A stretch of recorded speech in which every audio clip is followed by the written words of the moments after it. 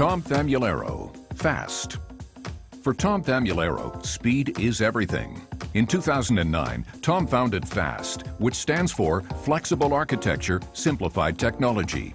Starting out in his garage, Tom built software and an automating tool set for insurance companies, dramatically improving on the time, cost, and risks of other systems.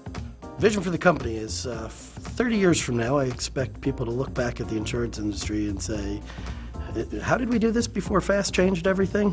And the reason for that is because we're taking a completely different approach from the way the rest of the world sees insurance software, and it's a game changer.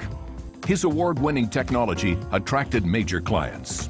Now, FAST is an industry star, thanks to Tom's quick moves.